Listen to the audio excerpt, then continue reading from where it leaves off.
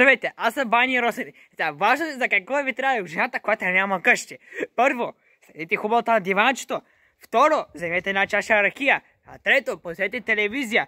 Когато няма никого къщи, трябва да сте свободен. Нито ви трябва жената да ви дразни, нито ви трябва и майка ви да и всичката работа. Трябва да сте спокойни.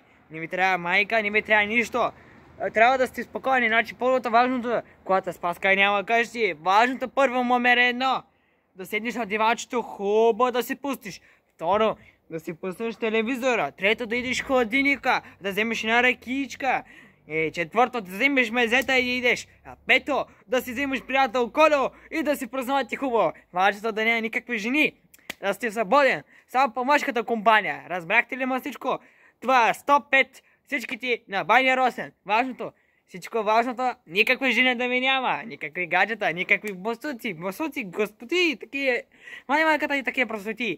Важното да си свободен, да се чувствате младеж и важното, така ето този хубав канал Светът на Росен. Ще качам всякакви хубави комедии, филмови, където всичките комедии, където сте гледали в Светът на Ванката, го поруинах на мое име.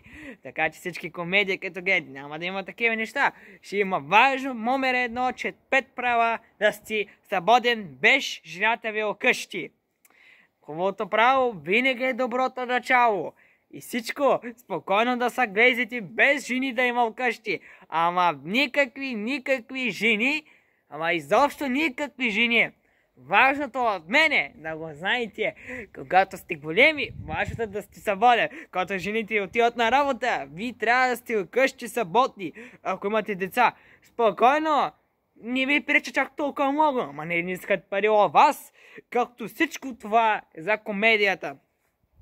Аз съм Бани Росен. Вие сте 5 права, трябва да знаете всичкото и за сега.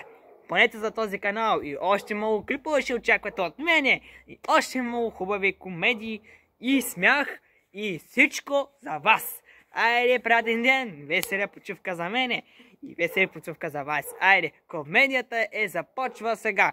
Това е вашето право. Всичко трябва да знаете, когато жената ви няма къщи. Номер 1, ракията. Номер 2, дивана. Номер 3, пуснете телевизора. Номер 4, звейте си приятел гости. Номер 5, храната. Това са хубавите правата на Бани Росен. Айде, очакваме ми скоро. Ще кача нова клип. Айде до скоро виждане. Само за себе си няма никакви жени. Обещавам, това не е честна комедия. И бай си майката. Айде, чао.